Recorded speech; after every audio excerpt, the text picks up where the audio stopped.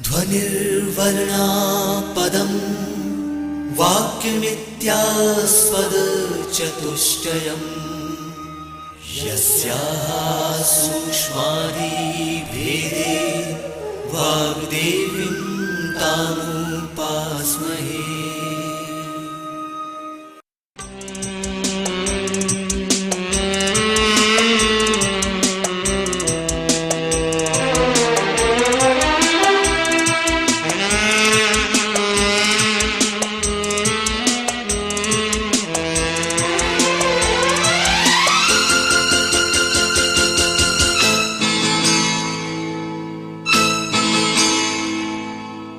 मध्य प्रदेश भोज मुक्त विश्वविद्यालय का इलेक्ट्रॉनिक माध्यम निर्माण और शोध केंद्र EMPRC प्रस्तुत करता है राजनीति विज्ञान विषय पर आधारित ध्वनि कार्यक्रम भारत में राष्ट्रपति का निर्वाचन।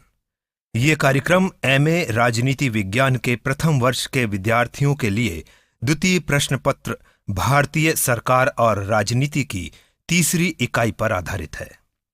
इस कार्यक्रम की विषय विशेषज्ञ और वार्ताकार हैं डॉक्टर वर्षा सागोरकर। इस कार्यक्रम का ध्वनि मुद्रण, संपादन और प्रस्तुतिकरण किया है अमर बहादुर यादव ने। तो आइए सुनते हैं राजनीति विज्ञान विषय पर आधारित ध्वनि कार्यक्रम भारत में राष्ट्रपति का निर्वाचन।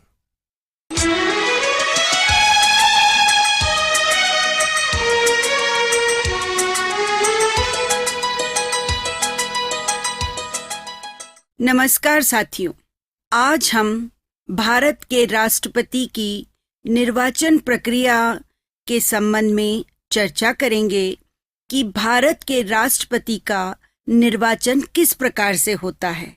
सबसे पहले मैं आपको ये बताना चाहूंगी कि भारतीय संघ की कार्यपालिका के प्रधान को राष्ट्रपति कहा जाता है और संघ की कार्यपालिका शक्ति राष्ट्रपति में निहित होती है।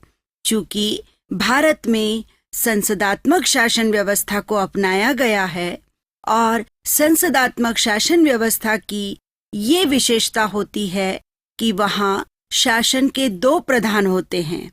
एक होता है नाम मात्र का और दूसरा होता है वास्तविक। नाम मात्र की कार्यपालिका राष्ट्रपति होते हैं और वास्तविक कार्यपालिका प्रधानमंत्री और उनका मंत्रिमंडल होता है।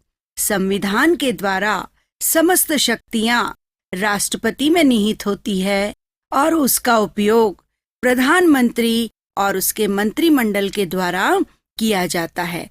इसलिए संसदात्मक शासन व्यवस्था में हमें दो प्रधान देखने को मिलते हैं और हमारी संवैधानिक व्यवस्था में राष्ट्रपति का पद अत्यंत महत्वपूर्ण होता है, वैधानिक आवश्यकता के अनुरूप होता है और आज भी उनका जो पद है वो वाद विवाद का विषय बना हुआ है। राष्ट्रपति की निर्वाचन प्रक्रिया को जानने से पहले आपको ये जानना जरूरी है कि किस व्यक्ति को राष्ट्रपति के पद के लिए चुना जाता है, तो उसके पद की क्या योग्यताएं हैं, इसके बारे में हम चर्चा करेंगे। राष्ट्रपति के पद के लिए निर्वाचित होने के लिए व्यक्ति में कुछ अहर्ताएं निश्चित की गई है। सबसे पहली शर्त है कि वह भारत का नागरिक हो, 35 वर्ष की आयु पूरी कर चुका हो, लोकसभा का सदस्य निर्वाचित होने की योग्यता रखता हो। ये तो 3 जो अहर्ताएं हैं वो आवश्यक अहर्ताएं हैं। इसके अतिरिक्त चौथी जो योग्यता है उनके लिए कि वह संघ सरकार या राज्य सरकार या स्थानीय सरकार इनके अधीन किसी लाभ के पद पर कार्य नहीं कर रहा हो। यदि कोई व्यक्ति शासकीय पद पर आसीन है तो वह राष्ट्रपति पद के लिए चुनाव नहीं लड़ सकता है, परंतु राष्ट्रपति, उपराष्ट्रपति, राज्यपाल और मंत्रियों के लिए त्यागपत्र देना आवश्यक है, क्योंकि उनके पदों को लाभ का पद नहीं माना गया है। और संविधान में यह भी लिखा गया है कि राष्ट्रपति न तो संसद के किसी सदन के और न ही राज्य विधानमंडल के सदस्य होंगे। इसके अलावा 4 मार्च 1974 को संसद ने राष्ट्रपति तथा उपराष्ट्रपति का निर्वाचन संबंधी संशोधन विधेयक 1974 पारित किया था। उसके अनुसार जो व्यक्ति राष्ट्रपति पद के लिए उम्मीदवार होगा उसे 2,500 रुपए की जमानत दाखिल करनी होगी और राष्ट्रपति के निर्वाचक मंडल के 10 सदस्य उसके प्रस्तावक होंगे और 10 सदस्य ही उसका अनुमोदन करेंगे। उनका उद्देश्य अगंभीर प्रत्याशियों पर प्रतिबंध लगाना था। फिर भी देखते हैं कि कई अगंभीर प्रत्याशी इस पद के लिए खड़े हो जाते हैं। इसके बाद 5 जून 1997 को देश के सर्वोच्च पद के चुनाव के प्रति अगंभीर प्रत्याशियों को हतोत्साहित करने के उद्देश्य से एक महत्वपूर्ण अध्यादेश जारी किया गया और इस अध्यादेश के तहत राष्ट्रपति पद के प्रत्याशी को अब 2,500 रुपए की जगह 15,000 रुपए की जमानत राशि भरनी होगी तथा आवेदक और प्रस्तावक की संख्या 10-10 के स्थान पर 50-50 कर दी गई है। अर्थात जो व्यक्ति योग्य होगा वही इस पद के लिए खड़ा होगा। अब इनका कार्यकाल कितना होगा? वैसे तो संविधान के द्वारा राष्ट्रपति का कार्यकाल 5 वर्ष का निर्धारित किया गया है, लेकिन मृत्यु, त्यागपत्र अथवा महाअभियोग द्वारा अगर उन्हें हटा दिया जाए तो उनका पद रिक्त हो जाए तो ऐसे स्थिति में राष्ट्रपति का चुनाव पुनः 5 वर्ष की अवधि के लिए होता है और राष्ट्रपति का पद स्थान रिक्त होने की तिथि से किसी भी दशा में 6 माह पूर्व भरा जाना आवश्यक है। पदावधि के समाप्त होने के उपरांत भी राष्ट्रपति अपने उत्तराधिकारी के सत्तारूढ़ होने तक पदासीन रहेंगे। अर्थात 6 महीने से पहले चुनाव हो जाएगा और जब तक उनका पदाधिकारी उस पद को ग्रहण नहीं कर लेगा तब तक पूर्व के राष्ट्रपति अपने पद पर बने रहेंगे। और इनको वेतन या भत्ते किस प्रकार के दिए जाते हैं उसके बारे में भी हम चर्चा करेंगे। तो राष्ट्रपति को बहुत सारे भत्ते और सुविधाओं के अतिरिक्त 50,000 रुपए मासिक वेतन मिलता है। उन्हें बिना किसी किराए का सरकारी निवास स्थान दिया जाता है जो कि राष्ट्रपति के नाम से आप सभी परिचित होंगे। और अवकाश ग्रहण कर लेने के पश्चात राष्ट्रपति को 3 लाख रुपए प्रति वर्ष पेंशन दी जाती है और राष्ट्रपति के काल में और उसके बाद अवकाश ग्रहण करने के बाद भी निःशुल्क चिकित्सा उनको उपलब्ध कराई जाती है। यदि किसी कारणवश राष्ट्रपति की मृत्यु हो जाती है तो ऐसी स्थिति में उनकी पत्नी को सेवानिवृत्त राष्ट्रपति को मिलने वाली पेंशन की आधी राशि और सरकारी मकान का आजीवन लाभ दिया जाता है। अर्थात राष्ट्रपति नहीं है तो भी उनके बाद उनकी पत्नी को ये सुविधाएं दी जाती है। इसके बाद उनको कुछ उन्मुक्तियां भी दी गई है कि वो अपने कार्यों के लिए किसके प्रति उत्तरदायी है। तो निश्चित रूप से राष्ट्रपति अपने कार्यों के लिए किसी के प्रति उत्तरदायी नहीं है, व्यक्तिगत रूप से किसी के प्रति उत्तरदायी नहीं है। अपने पद के कर्तव्यों और शक्तियों का प्रयोग करते हुए उनके संबंध में उनके विरुद्ध किसी भी न्यायालय में मुकदमा नहीं चलाया जा सकता जब तक वह अपने पद पर आसीन है। न्यायालय में उनके ऊपर मुकदमा नहीं चलाया जा सकता। उनके विरुद्ध कोई भी कार्यवाही 2 माह का नोटिस देकर की जा सकती है। अब आपके सामने ये प्रश्न आएगा कि राष्ट्रपति जब तक अपने पद पर आसीन है तो उन पर मुकदमा नहीं चलाया जा सकता, लेकिन प्रश्न ये उपस्थित होता है कि क्या राष्ट्रपति को उनके पद से हटाया जा सकता है? तो निश्चित रूप से राष्ट्रपति को हटाने के लिए संविधान में एक प्रक्रिया दी गई है जिसे महाअभियोग के नाम से जाना जाता है। महाअभियोग की प्रक्रिया के नाम से उसे जाना जाता है। संविधान का अनुच्छेद 61 उसमें ये लिखा गया है कि संविधान का उल्लंघन करने अथवा उसकी धाराओं के विरुद्ध आचरण करने पर राष्ट्रपति को महाअभियोग के द्वारा कार्यमुक्त किया जा सकता है। महाअभियोग की प्रक्रिया संसद के किसी भी सदन में प्रारंभ की जा सकती है और अभियोग लगाने के लिए अभियोग लगाने वाले सदन की समस्त संख्या के 1/4 सदस्यों के हस्ताक्षर होना आवश्यक है। इस प्रकार का जो संकल्प है वो प्रस्तावित करने के 14 दिन के स्पष्ट लिखित सूचना देना अनिवार्य है। यानी इस तरह का कोई भी आप प्रक्रिया करते हैं तो 14 दिन की स्पष्ट लिखित सूचना देना आवश्यक है। यानी राष्ट्रपति को 14 दिन पहले ये सूचना मिल जानी चाहिए। और महाअभियोग के प्रस्ताव को सदन की कुल संख्या के कम से कम 2/3 सदस्यों के बहुमत द्वारा पारित होना चाहिए। अगर पारित नहीं हुआ तो वो महाअभियोग प्रक्रिया समाप्त मानी जाएगी।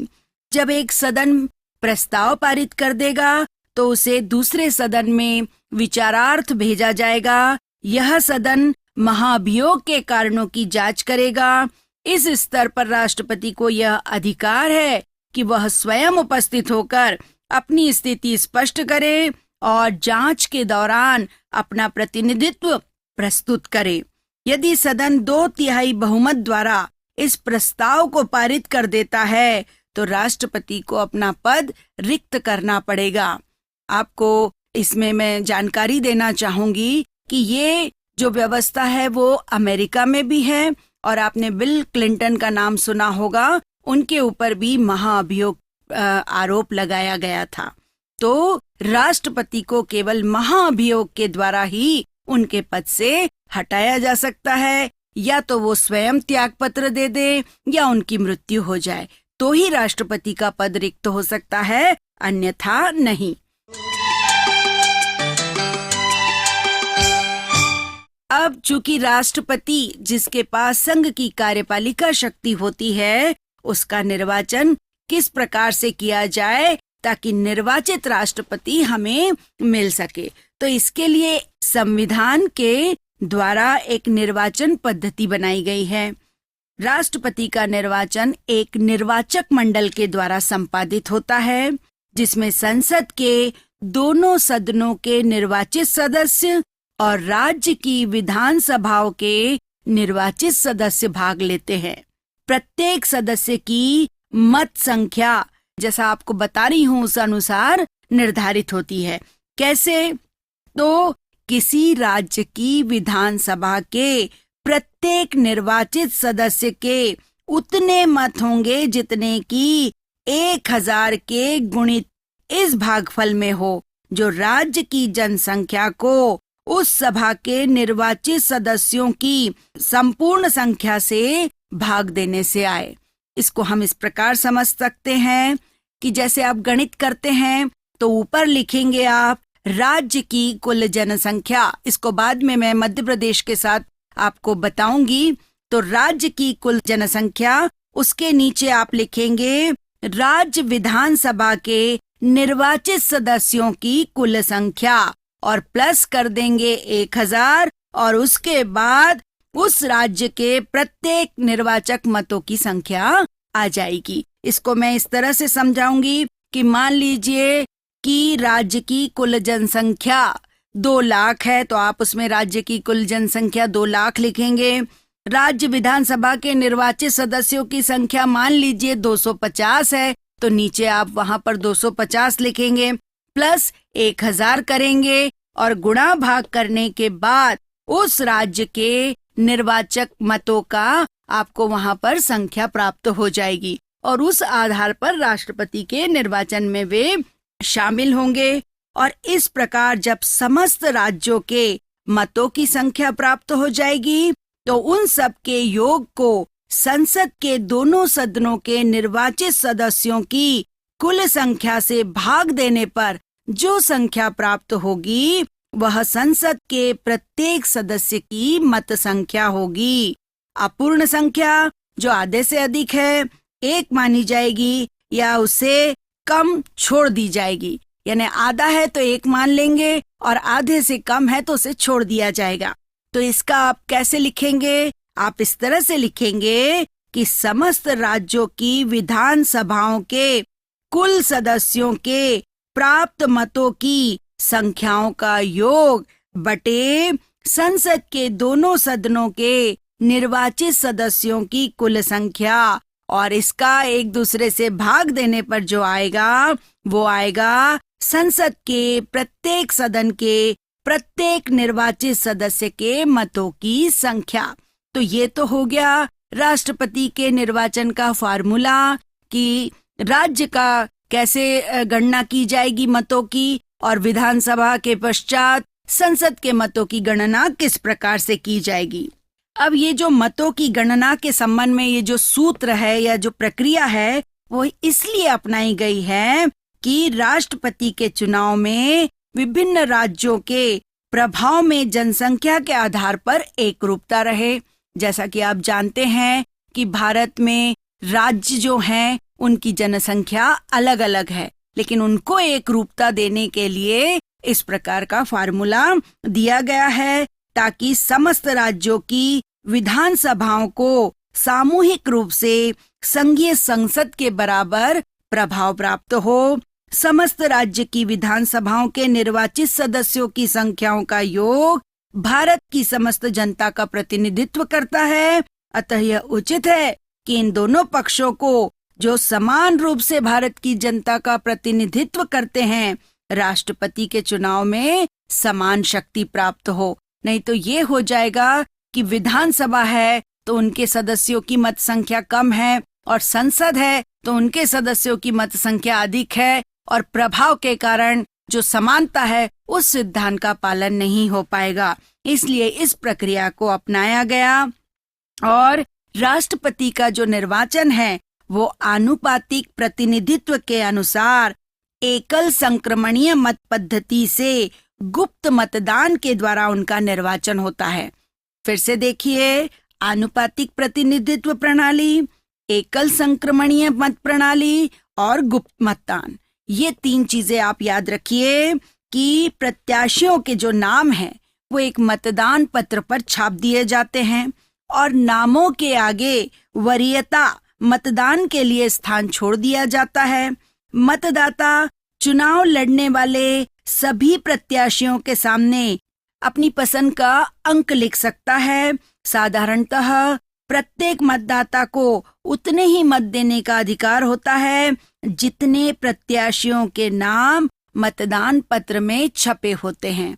अर्थात एक मतपत्र बना, सबके नाम छापे गए और हर व्यक्ति को अपने आकलन के अनुसार उनको नंबर देने का अधिकार या हक होता है इस आनुपातिक एकल संक्रमणीय मत प्रणाली के अंतर्गत। फिर मतदान के बाद मतों की गिनती प्रारंभ होती है और सर्वप्रथम अवैध मतपत्रों को निकाल दिया जाता है। कभी कभी कुछ मतपत्र अवैध भी हो जाते हैं और फिर शेष मतपत्रों का मूल्य निकाला जाता है और उसे 2 का भाग देकर आने वाले भजनपल में 1 जोड़कर चुनाव कोटा निकाला जाता है। जीतने वाले प्रत्याशी को कोटे के बराबर मत प्राप्त करने होते हैं। यदि किसी भी प्रत्याशी को प्रथम गणना में निश्चित कोटा प्राप्त नहीं होता तो सबसे कम मत प्राप्त करने वाले प्रत्याशी के मतों की द्वितीय वरीयता देखी जाती है। जिनको भी उन मतों में द्वितीय पसंद दी गई है उनके मतों में ये मत जोड़ दिए जाते हैं। यदि द्वितीय गणना में भी किसी को निश्चित कोटा प्राप्त नहीं होता तो तीसरी और फिर चौथी गणना चलती है और इस प्रकार गणना का क्रम तब तक चलता रहेगा जब तक कि किसी भी प्रत्याशी को निश्चित कोटा, चुनाव कोटा प्राप्त नहीं हो जाता। यदि अंत में 2 प्रत्याशी रह जाए और दोनों में से किसी को भी निश्चित कोटा ना मिले तो सर्वाधिक मत प्राप्त करने वाले व्यक्ति को निर्वाचित घोषित किया जाता है।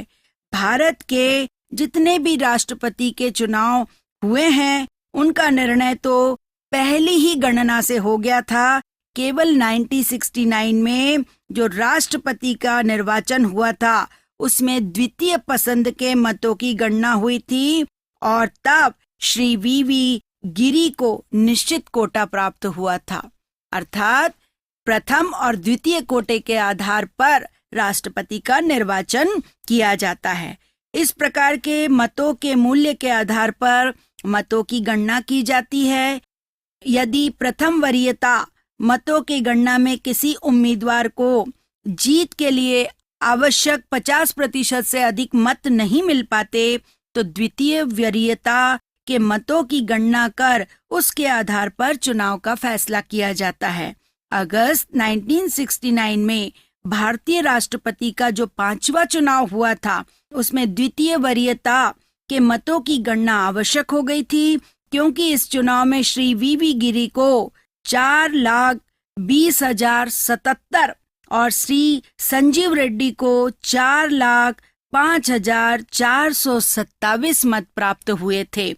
और इसी प्रकार 1974 में भी अली अहमद निर्वाचक मंडल में 80% से अधिक मत प्राप्त करके भारत के छठे राष्ट्रपति निर्वाचित हुए। इसी प्रकार हम देखते हैं कि 1977 को भी नीलम संजीव रेड्डी को सर्वसम्मति से भारत का राष्ट्रपति निर्विरोध निर्वाचित किया गया और राष्ट्रपति जो जेल सिंह थे उनको भी निर्वाचित किया गया। तो मैंने अभी तक जितने भी बताए उसमें सभी को प्रथम वरीयता के आधार पर राष्ट्रपति निर्वाचित किया गया। केवल 1969 में वीवी गिरी को द्वितीय वरीयता के आधार पर राष्ट्रपति निर्वाचित किया गया था। इस प्रकार हम देखते हैं कि इनका चुनाव आनुपातिक प्रतिनिधित्व प्रणाली, एकल संक्रमणीय मत प्रणाली और गुप्त मतदान के द्वारा इनका चुनाव किया जाता है।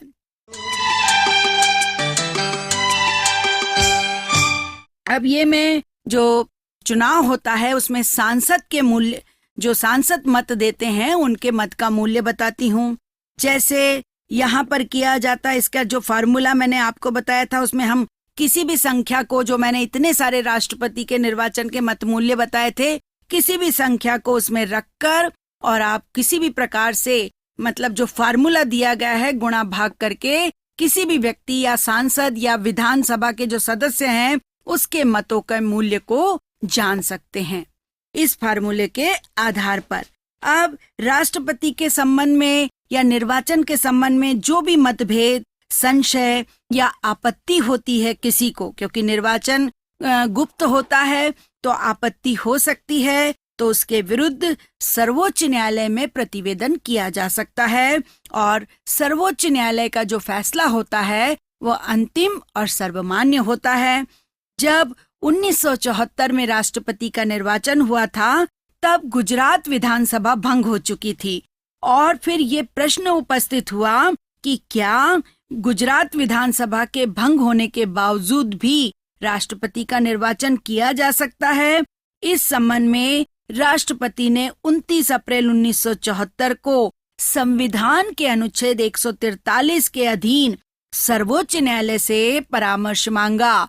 अभी आप जब आगे हम चर्चा करेंगे राष्ट्रपति की शक्तियों में, तब हम बताएंगे कि राष्ट्रपति को सर्वोच्च न्यायालय से परामर्श करने का अधिकार होता है संविधान के अनुच्छेद 143 के अनुसार, और उसी का लाभ लेते हुए उन्होंने उनसे परामर्श मांगा कि क्या गुजरात विधानसभा भंग होने की स्थिति में राष्ट्रपति का निर्वाचन कराया जा सकता है।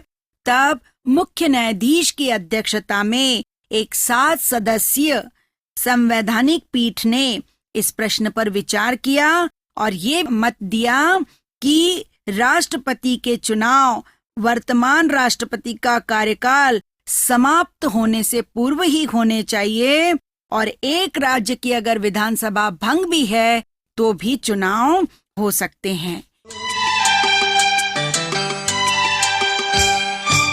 अब ये जानकारी लेने के बाद आपके मन में ये प्रश्न आएगा कि राष्ट्रपति का निर्वाचन जैसे सांसद या विधानसभा के सदस्यों का प्रत्यक्ष निर्वाचन होता है, वैसे उनका निर्वाचन क्यों नहीं किया जाता?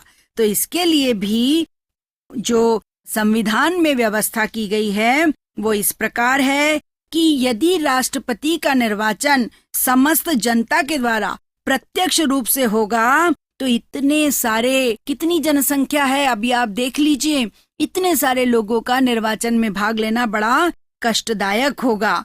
और राष्ट्रपति औपचारिक प्रधान है और वास्तविक कार्यपालिका मंत्रिमंडल के हाथ में है। अतः इस शासन व्यवस्था में जनता द्वारा प्रत्यक्ष निर्वाचित राष्ट्रपति की स्थिति बेमेल हो जाएगी, क्योंकि प्रधानमंत्री भी निर्वाचक है और राष्ट्रपति भी निर्वाचक है। इसके अलावा राष्ट्रपति के निर्वाचन में राज्य की विधानसभाओं के सदस्यों को भी इसलिए सम्मिलित किया जाता है ताकि राष्ट्रपति संपूर्ण राष्ट्र के प्रतिनिधि के रूप में कार्य कर सके। तो यहाँ नेहरू जी ने ये कहा था कि राष्ट्रपति के निर्वाचक मंडल में संघीय संसद के साथ साथ राज्य की विधानसभा के सदस्यों को भी सम्मिलित कर इस बात का प्रयत्न किया गया है कि राष्ट्रपति का निर्वाचन दलीय आधार पर ना होकर संघ के सर्वोच्च पद को वास्तविक रूप से राष्ट्रपति चुनाव का रूप प्राप्त हो सके। इसलिए भी राष्ट्रपति का निर्वाचन प्रत्यक्ष पद्धति से नहीं किया गया है। आनुपातिक प्रतिनिधित्व प्रणाली इसलिए अपनाई गई क्योंकि राष्ट्र का प्रधान बहुमत मतों के बजाय स्पष्ट बहुमत से निर्वाचित हो। इस पद्धति से छोटे छोटे राजनीतिक दलों की शक्ति का भी चुनाव में महत्व साबित हो जाता है और राष्ट्रपति का चुनाव बहुमत दल की स्वेच्छाचारिता से बचाया जा सकता है। चूंकि राष्ट्रपति राष्ट्र का मुखिया है और राष्ट्र में सारे छोटे बड़े गुट सम्मिलित होते हैं, और यदि साधारण बहुमत प्रणाली इनके चुनाव में अपनाई जाएगी तो इस बात का कोई आश्वासन नहीं था कि राष्ट्रपति का चुनाव बिना प्रभावित किए हो रहा है या सत्ताधारी दल उसको प्रभावित नहीं कर रहा है। इसलिए राष्ट्रपति का चुनाव पूर्ण बहुमत की स्थिति में इस प्रकार की प्रणाली के द्वारा अपनाया गया। लेकिन फिर भी कई विचारक ऐसे थे जो राष्ट्रपति के चुनाव में जो प्रणाली अपनाई गई थी उसके आलोचक थे, और वो ये मानते थे कि बहुत ही कठिन दुर्बोध प्रणाली है। यदि किसी चुनाव में राष्ट्रपति पद के प्रत्याशियों की संख्या 2 से अधिक है और मतदाता मतपत्रों पर केवल एक ही उम्मीदवार को मत देते हैं तो किसी भी उम्मीदवार को स्पष्ट बहुमत नहीं मिलता है। तो ये आनुपातिक प्रणाली व्यर्थ हो जाएगी। वस्तुतः जहां एक ही व्यक्ति को चुना जाता है वहां आनुपातिक पद्धति अपनाना महत्वपूर्ण नहीं कहा जा सकता है। इस प्रकार मतलब एकल संक्रमणीय आनुपातिक पद्धति, ये बहुत सारे कॉम्प्लिकेटेड वर्ड यूज उन्होंने कर लिए हैं और इसकी कोई आवश्यकता नहीं है, और इसमें मतलब कोई अंतर ने उनको दिखाई नहीं देता। लेकिन फिर भी हम ये कह सकते हैं कि लिखित रूप से निर्वाचन प्रक्रिया अत्यंत जटिल है, किंतु व्यवहार में जब हम उसका उपयोग करते हैं तो वो एकदम सरल प्रक्रिया है। इसका सबसे बड़ा गुण यह है कि निर्वाचन प्रक्रिया संघीय सिद्धांत के अधिक अनुरूप है। राष्ट्रपति के चुनाव के समय जनता में कोई हलचल नहीं होती और चुनाव अत्यधिक शांति के साथ निपट जाता है। यद्यपि यह चुनाव अखिल भारतीय महत्व का है, लेकिन इसमें भाग लेने वाले की संख्या बहुत कम होती है। इसलिए राष्ट्रपति का चुनाव एक सामान्य सी घटना मानी जाती है। चूंकि भारत में संसदात्मक शासन प्रणाली प्रचलित है और राष्ट्रपति भारत की कार्यपालिका का संवैधानिक प्रधान है और मंत्रिमंडल वास्तविक अधिकारी, और संवैधानिक प्रधान होने के बावजूद भी राष्ट्रपति को वास्तविक शक्तियां नहीं दी गई है, लेकिन उनके पद को गरिमा और सत्ता से युक्त बनाया गया है। उनकी स्थिति वैधानिक अध्यक्ष की है और फिर भी शासन में उनका एक पद एक धुरी के समान है जो संकट के समय संवैधानिक यंत्र को संतुलित कर सकता है। और 42वें और 44वें संवैधानिक संशोधन के द्वारा राष्ट्रपति के लिए मंत्रिमंडल का परामर्श बाध्यकारी कर दिया गया है और देखा जाए तो भारतीय राजनीति में सत्ताधारी दल का श्रेष्ठ वर्ग इस तथ्य से पूर्णतः परिचित रहा है। इसलिए सन 1967 में जब चतुर्थ आम चुनाव को लेकर आज तक राष्ट्रपति पद के प्रत्याशी का चयन खूब सोच समझकर किया जाता है। तो इस प्रकार हम देखते हैं कि भारतीय गणराज्य के विभिन्न राष्ट्रपतियों का चयन हुआ है और राष्ट्रपति के चुनाव की जो प्रक्रिया है वह हमारे राज्य की एक महत्वपूर्ण सीढ़ी कहा जा सकता है। और जितने भी राष्ट्रपति चुने गए हैं निश्चित रूप से उन्होंने अपने पद का, अपने गरिमा का ध्यान रखा है, उस पद को और अधिक गरिमामय बनाया है।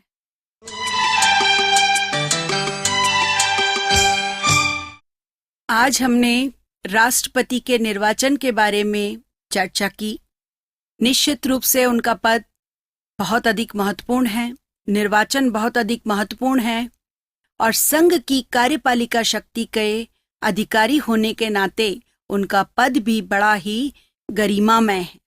अगले व्याख्यान में, अगली चर्चा में निश्चित रूप से हम राष्ट्रपति की जो शक्तियां हैं, सामान्य और संकटकालीन, दोनों के बारे में चर्चा करेंगे।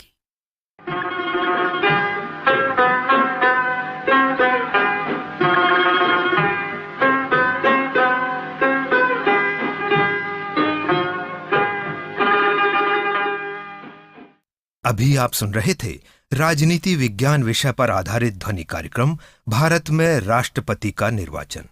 कार्यक्रम की विषय विशेषज्ञ और वार्ताकार थीं डॉक्टर वर्षा सागोरकर। निवेदक थे मुकेश विश्वकर्मा। इस कार्यक्रम का ध्वनि मुद्रण, संपादन और प्रस्तुतिकरण किया अमर बहादुर यादव ने। ये शैक्षणिक ध्वनि कार्यक्रम मध्य प्रदेश भोज मुक्त विश्वविद्यालय के इलेक्ट्रॉनिक माध्यम निर्माण और शोध केंद्र EMPRC द्वारा निर्मित किया गया।